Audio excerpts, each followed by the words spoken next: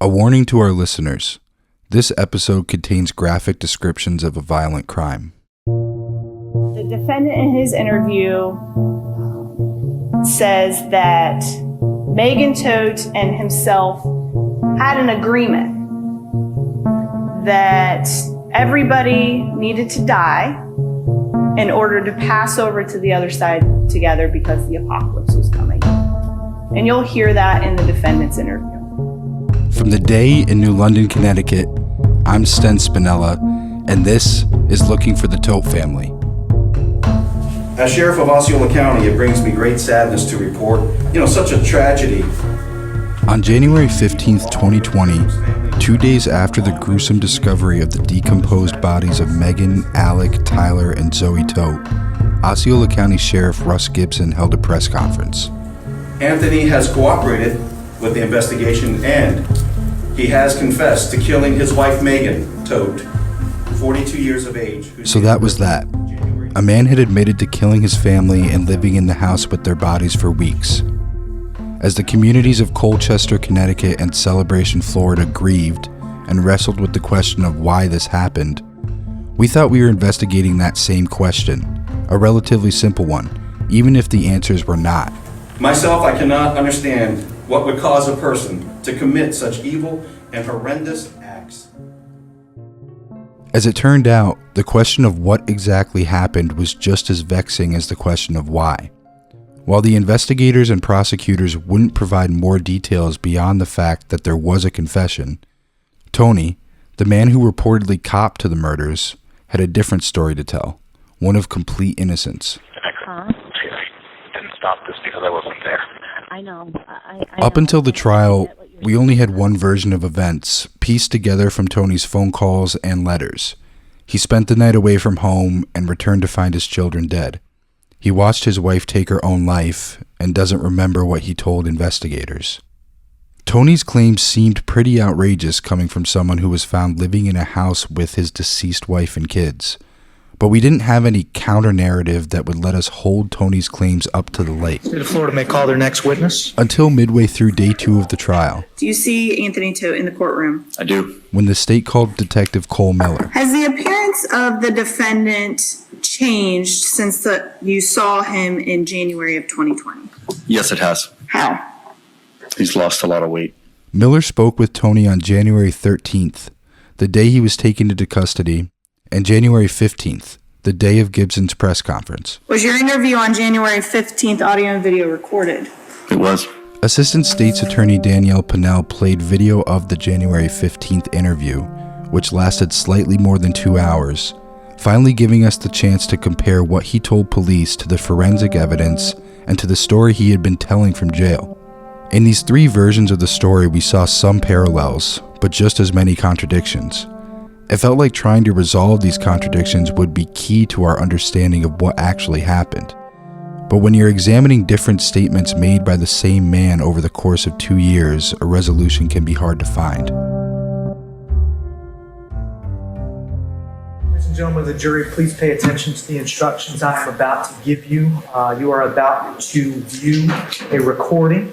The court instructs you that the recording has been edited to eliminate irrelevant portions that would not add to your understanding of the case. When the video starts, the camera's wide-angle lens looks down from a high corner of the room.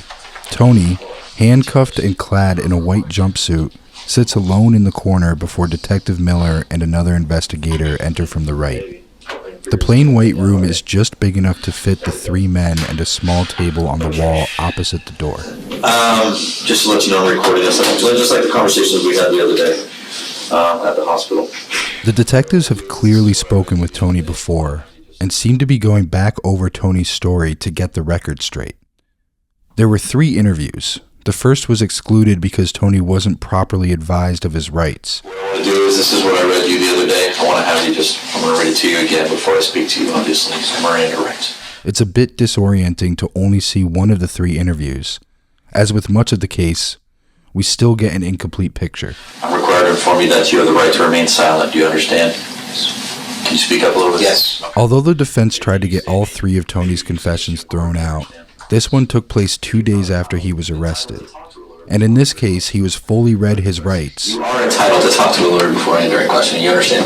Yes. Then the detectives, with great civility, questioned him. It's a very tragic event, very unfortunate event. Earlier this week, we were called to your home. Obviously, I'm just doing this.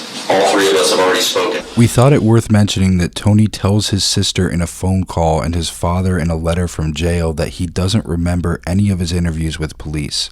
He blames that on all the Benadryl he ingested, as he claims he tried to kill himself multiple times via Benadryl overdose since his family's deaths.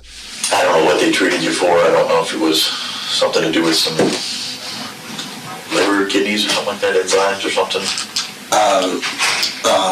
Benadryl overdose. Benadryl, okay. He did have a lot of Benadryl in his system, and he was treated for it. But in his January 15th interview, he seemed lucid and acknowledged that he was. How do you feel right now? Regarding health-wise? Yeah, I mean, I feel very sad and very upset that I'm still here and yeah. Is there somewhere else you'd rather be? with my family on the other side. On the other side? Mm-hmm. Okay. And you do know your wife and children are deceased? Yes, and that's where I want to be. That's where you want to be? Okay. His answer as to why he killed his family, what we'd wanted to know for so long, is more on the nose than we ever could have guessed.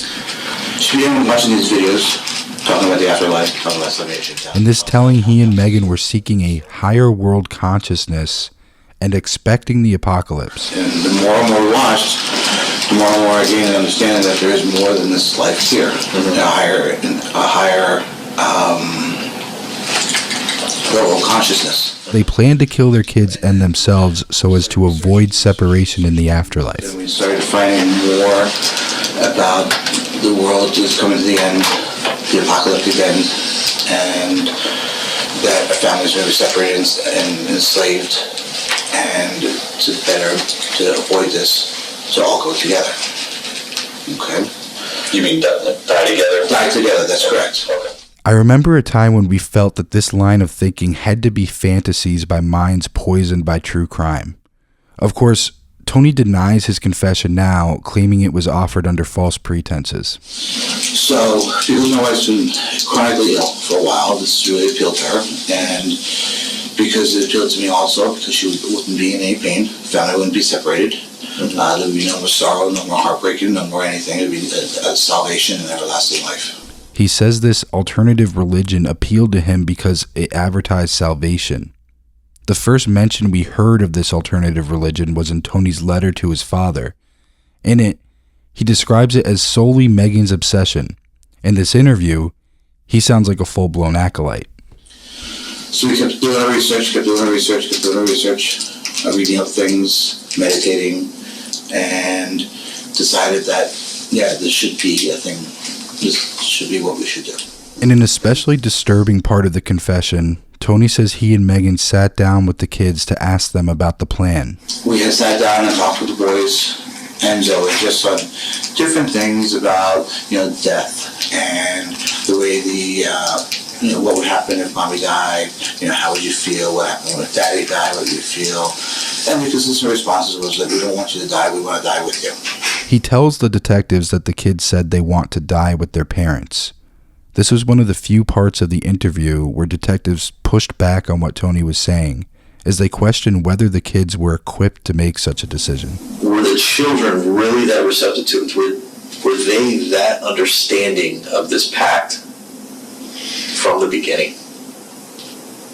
They can only understand to a certain point because they were children. Correct. Okay. I'm saying 13 and 11. I mean, I have some... They can only understand to a certain point where they're children. Okay. We explained to them and wanted to get their feelings about the aspect of, if mommy and daddy die, if mommy and daddy take their own lives, and kick their feet back. And their constant response with different excuses question was they want to be with us. I still don't quite understand how he can say what happened to his family wasn't related to his finances, as he claims later in the interview with police. This conversation with the children, according to Tony, happened shortly before Thanksgiving, which is exactly when he found out he was in extremely hot water with the FBI. So we were coming up with different things of how we could do this. We didn't know how we could do this because we're not violent people. Okay? Not violent people at all. Tony delves deep into his research methods. Apparently, he and Megan exhaustively researched what they were about to do. We started reading different things. There's something came on TV about cough medicine. Okay? So could they have some cough medicine? So I put them to sleep. They overdose of cough medicine. Just put them to sleep. Like a nice peaceful death. Mm-hmm. Okay? So my wife made a pudding pie, jello pie, froze it. Nothing happened. What was in the pie? What was in the pie? Sleep, ease, these different things with drama, this stuff to put you to sleep. The mention of the Benadryl pudding pie was one of the several details consistent from Tony, whether it was his confession or his letter to his father. I'm still trying to remember when the children died. I can't put those pieces together. Yeah. And I'm sorry. No, you're fine. Another consistent detail is the holiday concert in Florida that the kids performed in, which was the last time they were seen in public. We wanted the kids to stick around for the Christmas holiday concert because we didn't want to disappoint that. Tony says that when they went to the holiday concert, they had already decided to kill the kids. Could this be why the music teacher remembered that they were not wearing festive holiday outfits like the rest of the participants? Where did you guys do the research at? We went up and down the aisles of the Publix and asked the drug guy, pharmacist, thank you. What's something good that puts you to sleep? I'm having trouble falling asleep. Whether Tony's interview with police was a testament to the truth or not, the person he describes to detectives is an evil or thoroughly misguided criminal, though not exactly a mastermind. We started researching. We said, we're just going to have to do some sort of examination. Okay? Bleed to death. Okay? That's how they used to do it way in the back, where they used to do sacrificial things. You take a bleed to death? Bleed to death. Oh, bleed to death, sorry. Okay. Okay. And so we started researching where would be the easiest to stab, to do, went up so the kids could bleed to death, maybe in combination with the sleep drug. While talking about his and Megan's research, I realized that one of Tony's stated reasons for initially taking the blame is because he wanted to protect Megan's name. But in this interview with police, he is dragging Megan right through the mud with him, implicating her in a host of crimes and painting himself and his wife as partners in these crimes. Now you're saying you and your wife did this together? Mm-hmm. Okay.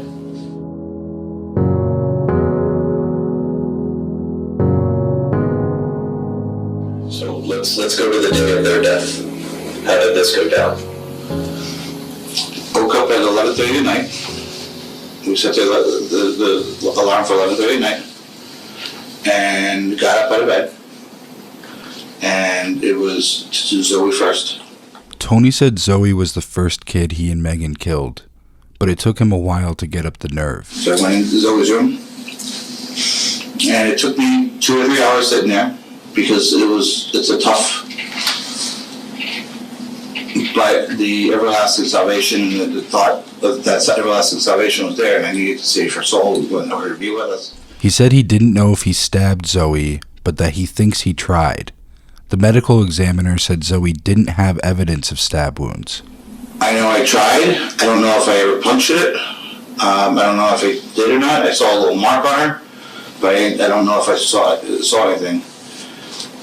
But then she rolled and started swiggling, and I put my hand over her mouth, and I put a pillow over top of her, so she went, and then she started to fade away. And I just held that until there was no motion left.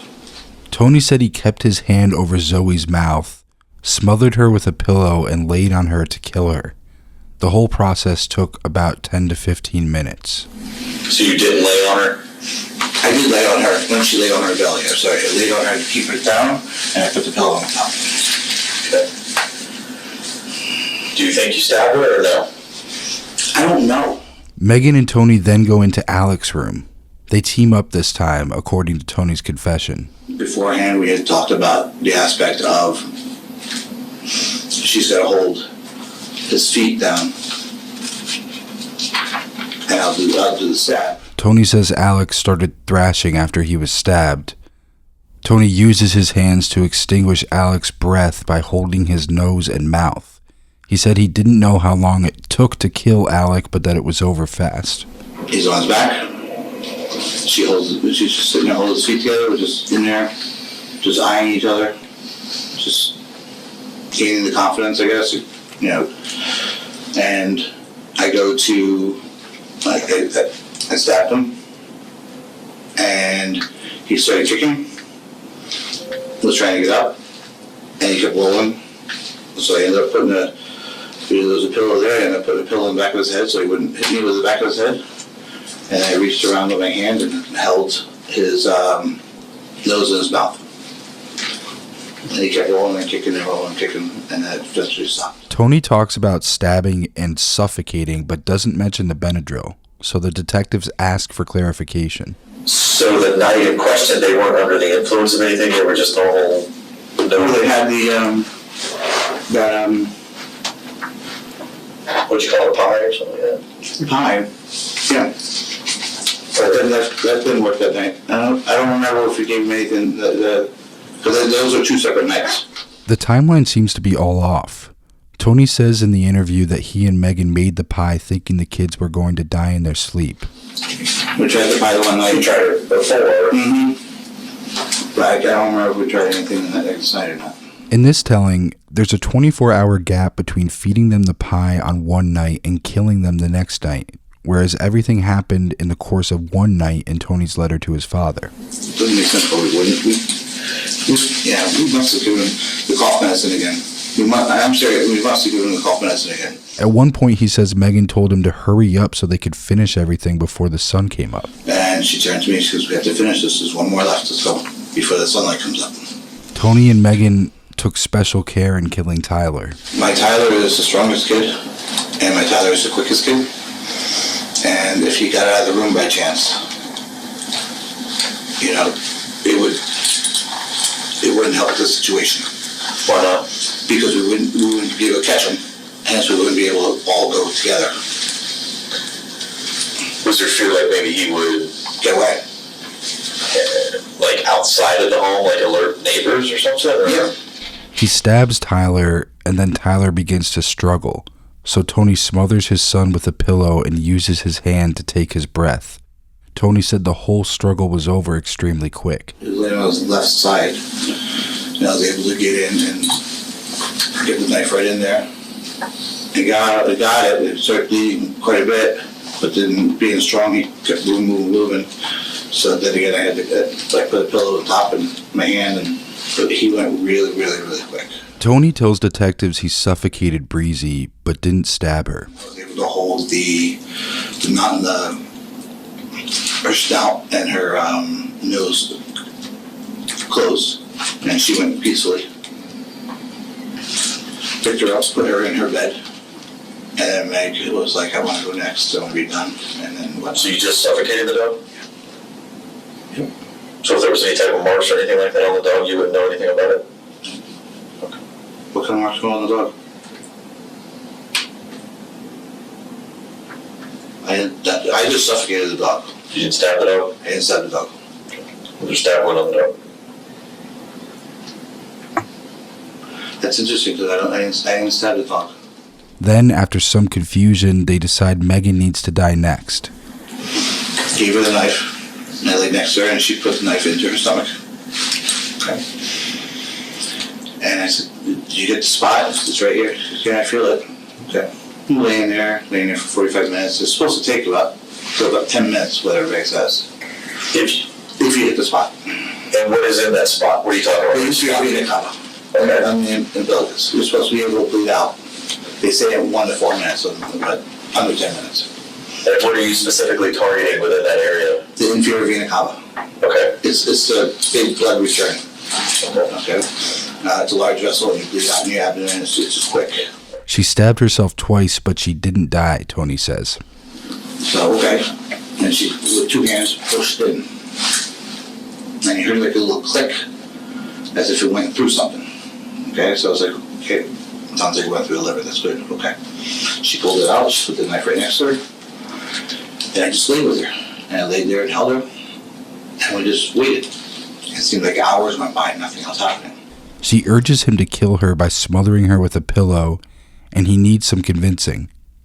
First, though, he has her take more Benadryl.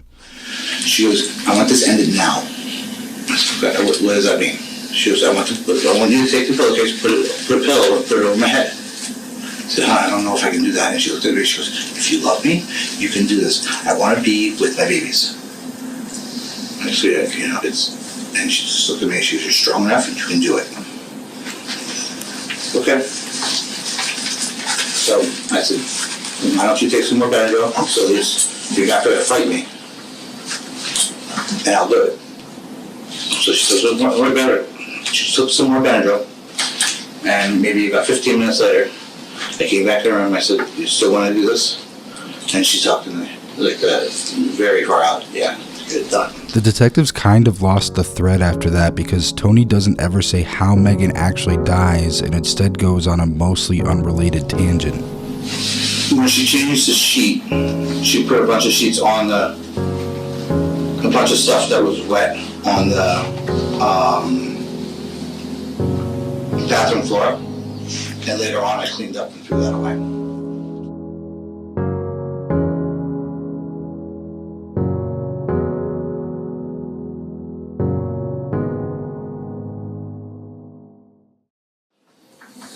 Some of the evidence noted and some of the injuries that were noted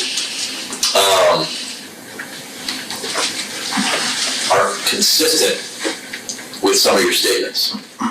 The biggest point of contention in the interview, and something I was surprised the defense didn't draw more attention to, has to do with the stabbing. Tony claims he stabbed Tyler and Alec as part of how he killed them. He said he isn't sure if he stabbed Zoe. The boys, yeah.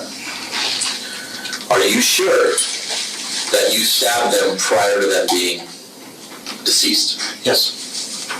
100% sure, without a doubt. Okay. So if a doctor, medical examiner, tells you that the wounds, or tells me, are done post-mortem, what would you say to that? Absolutely correct. The ME said the boys were stabbed after they died, but Tony insists he stabbed them first. He also says he didn't stab the dog, but Dr. Adam Stern testified that there appeared to be a puncture wound. It was noticed during yesterday's events that the dog was stabbed. I didn't do that, but I mean, it doesn't matter. No. I just let you know. Okay. Are these contradictions evidence that Tony is lying in his interview? In his letter, he said he took responsibility in order to protect Megan. If he really was lying to protect Megan, could he be getting some of the details wrong? What were you doing during this time frame? We're talking over 2 weeks. Trying to kill myself. Tony detailed several different instances of his attempts to kill himself after his family died. So then it came to me. Then Megan asked that I wait a day or two to make sure everybody passed, make sure the house was all set and that kind of stuff, and found. So that's what I did. I started the Benadryl. I tried hanging myself. He said he choked himself with zip ties. He tried to stab himself. He tried to hang himself. He tried to kill himself with a pellet gun. And he tried to Benadryl himself to death.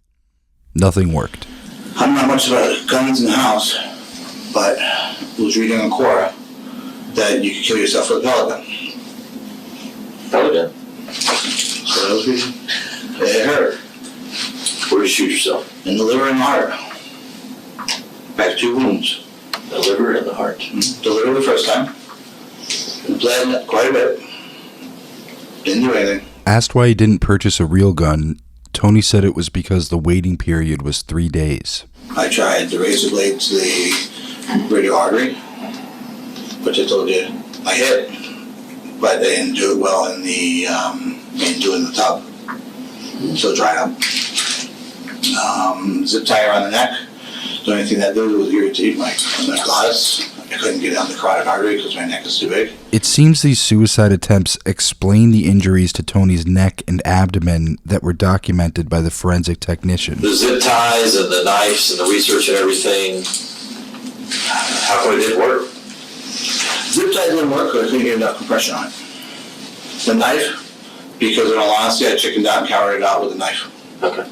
We had seen the zip ties and the red nylon strap in the crime scene photos of the master bedroom, and it was weirdly a relief to hear Tony say that these were part of his suicide attempts and not a way to restrain the kids. I was either going to put it on the hinge of the door, put my feet against the door and lean forward, or do the same thing up in the bed. Did you wrap that around your neck? Like test it? What color was the straps? Red. Red straps. Where are they at? The tension right there. Yeah, the ratchet strap. Yeah, there's one. Okay, where's it at? It's on my side of the bed, hanging on the headboard. He also says he lost a phone and admits to driving down to Sarasota, Florida after the deaths. Which phone was left in like a Starbucks or something in Sarasota? That one was that phone that was mine, and I went back and got it. He does not disclose what he was doing down there. Was that when the family was still alive that you went down there to Sarasota? No. They were already dead? Mm-hmm. Okay, and you drove the van, the red van down there? This trip to Sarasota, a 2-hour drive from Celebration, was one of those mysterious details that people had fixated on ahead of the trial. Here was confirmation of it, but no indication of its significance. What were you telling family during this time frame, like around the deaths and after the deaths? That were either vacationing at the beach, or I was looking at 50 prices to purchase. Tony also gives some insight into his family dynamics at the time of the murders. Who were you communicating with? Sisters and mom. Your sisters? Which sisters? Kelly? I wasn't communicating with Christy anymore. He was in touch with his other sisters, but not Chrissy, and he wasn't in touch with his dad. Do you guys have a good relationship, or? We have a decent relationship. How about you and your mom? Her and I are very close, and that's why I had to really be evasive with her. Could she tell that maybe you're being evasive? She could, that's why I had to reinforce the fact that let's try not to be. Okay. Your sisters? My sisters just, they love me. And they have a sixth sense. They do love you. I've spoken with them. I've spoken with your family.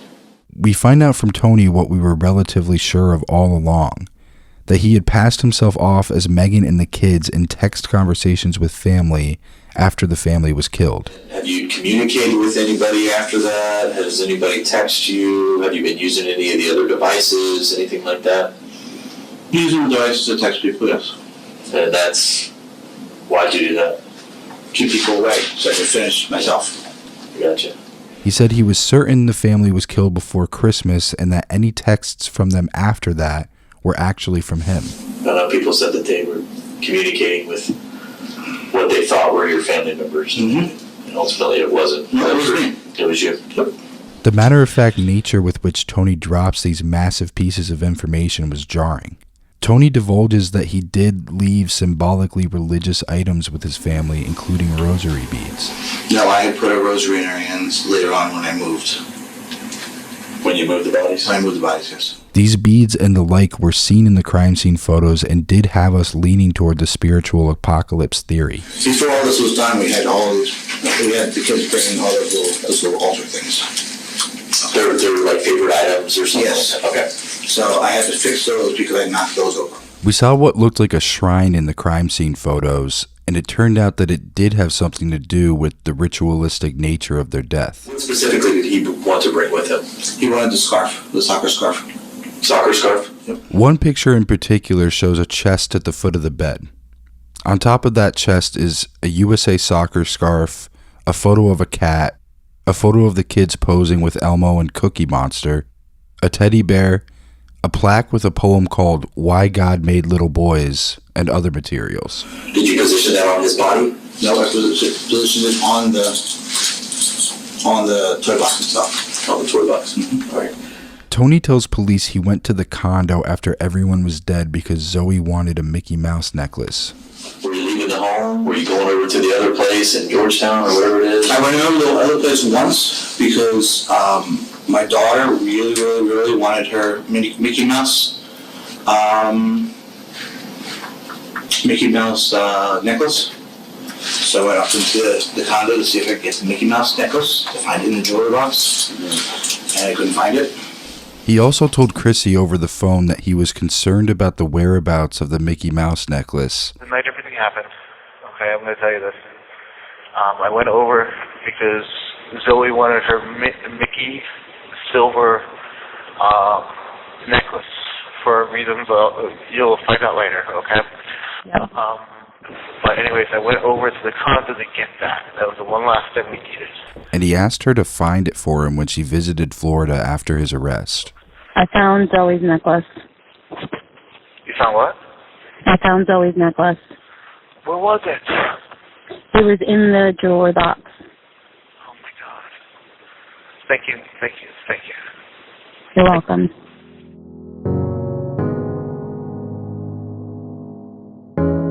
When first reporting this story, one of the things that we couldn't understand, that no one could understand, was how Tony could have stayed in the house for weeks with the bodies of his family. So take me through how does this take place? How does, because when they were all killed, they were all in different positions inside the home. Mm-hmm. Okay, so what happens? The first day I just laid in bed with Meg the first day after she died. Just laid in bed. Just with her. I want to say it's the second day after she died. And I said, okay, time to get things moving. After laying in bed with Megan's body for a day, Tony says he carefully, almost lovingly, moved each of the children into the master bedroom so they could all be together. I was adamant I did not want to drag him. He was my son. I did not want to drag him. So I picked him up the best I could. And little steps at a time I got him through. So you carried him? You carried all the children? Yeah. Okay. That's just something that you wanted to do as a parent? Versus dragging them? Right. Yeah, I the ultimate respect to them. We realize that in Tony's mind, it's not a contradiction to kill his son and to take care while moving his body. To him, at least with what he was telling police at this moment, killing them was a righteous, even merciful act, and dragging his son's body disrespectfully flies in the face of that. I can see it. You don't want to drag him like a piece of No, they're not just me, it's my son. Absolutely. When Tony's retelling gets to the day police knocked on his door, his memory gets foggy. I don't remember that morning really, like how things matriculated. I just remember I pounded the door.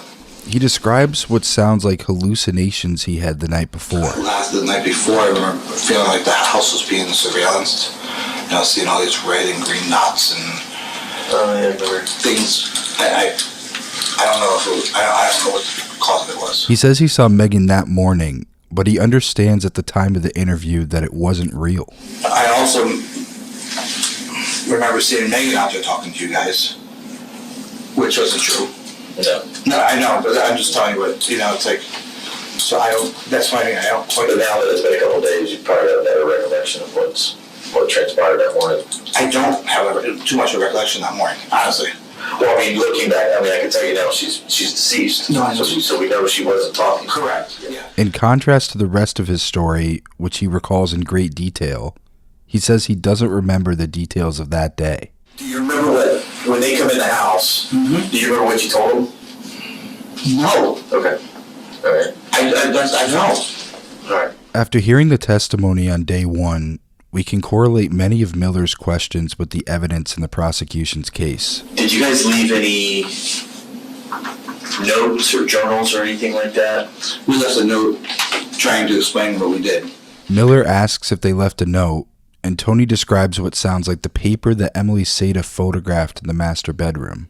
Did you guys sign that? No, we just typed it up and printed it. It was already printed? Mm-hmm. Was it printed when Megan was still alive? No, I printed it after Megan was alive. We wrote it up together, and I just didn't print it before. Did you print that off of which computer? Was it a tower? It was a phone. Your phone was connected to a printer? Yeah, you can air print. Oh, okay. It seems a little strange that they would have written the note together, but then Tony printed it on his own after everyone was dead. We had to wonder, why else would he print this note after everyone was dead if not to cover his actions? So that there would probably be record or something on your phone of that. If I saved it. I don't remember if I saved it or not. An hour and 40 minutes into the interview, Detective Miller mentions the financial situation.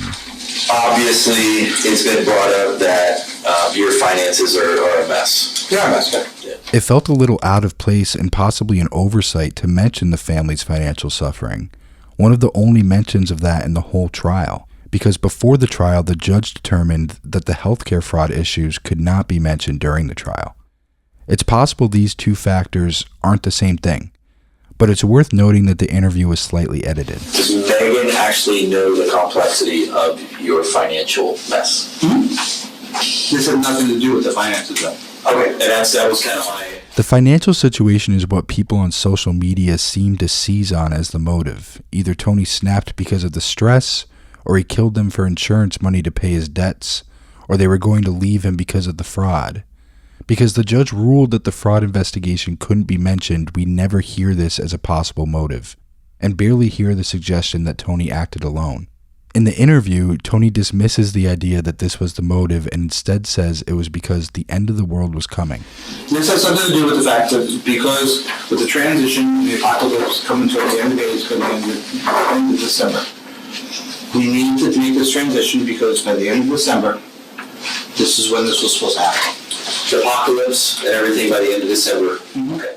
Tony claimed Megan's predisposition for this plan is owed to her chronic pain and the couple's miscarriage in 2019. What do you think led Megan into researching this? What was her... God, the ridiculous amount of pain and the ridiculous amount of just her, just she couldn't live. She had just a recent miscarriage. Miller presses Tony for a lot of details about Megan's miscarriage and her sickness. Did she go to get any treatment or doctors or anything like that? She dies.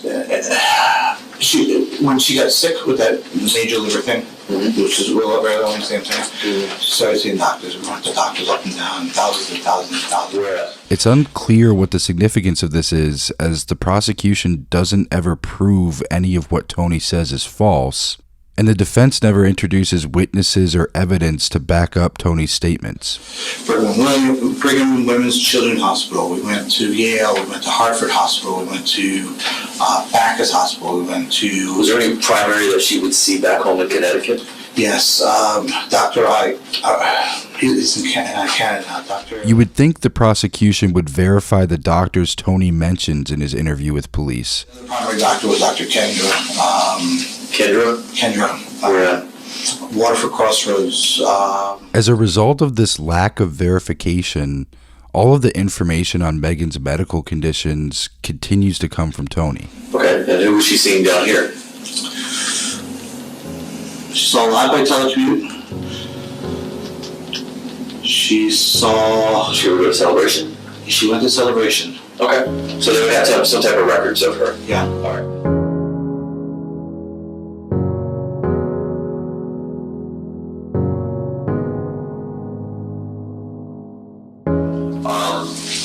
You take full responsibility once it's done. Okay. If I commit suicide right now, I would. Okay. Well, we're not going to let you do that. At the end of the interview, Tony is defiant, saying that it's okay for anyone, including his family, to judge him. The other day you said that you don't tell everybody, family or friends, your beliefs and all that. Why is that? Because we get judged. He compares it to going organic and gluten-free in the family's diet, which was met with confusion from his extended family. They just don't understand why we go organic, why we go gluten-free, why we do this, and why it's always judged. So we just stop telling everybody. And he states that he and Megan follow a very non-traditional Catholic religion. Our own beliefs, even the fact that we follow a very non-traditional Catholic religion, we're still judged. We're judged, no matter what we do, you know? So we don't tell people anything.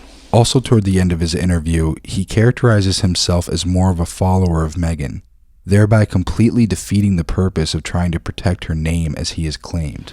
Was it you or Meg that was primarily... I was born a follower. You were born a follower? I was more of a follower. Oh, more of a follower. Okay. I got the feeling that Tony sort of expected to be let go by the end of the interview. Unfortunately, for your sake, we are still on this side, okay?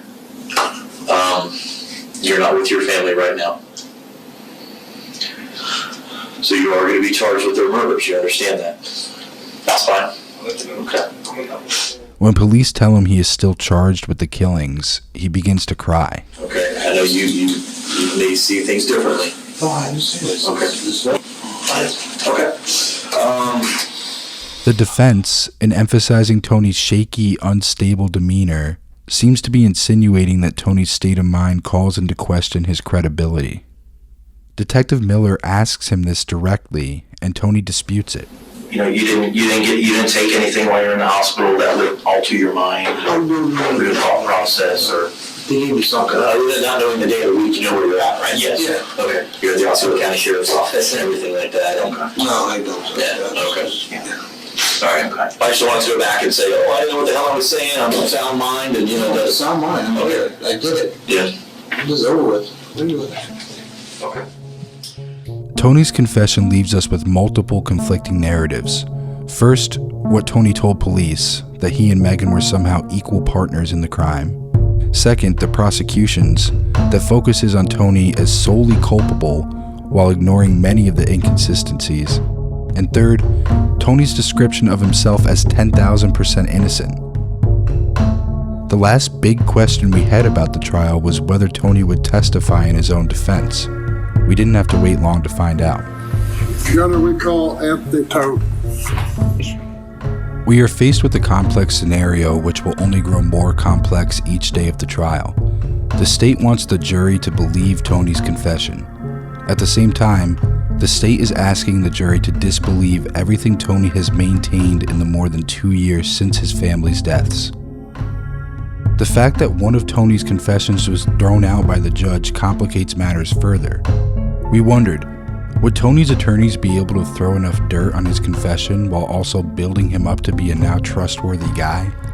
His testimony would be his opportunity to show himself as good, a man incapable of such heinous acts, who came home astonished at his wife's treachery. Or it would be his chance to shoot himself in the foot. He didn't have to take the stand, but he chose to. Please identify yourself. My name is Anthony John Todt.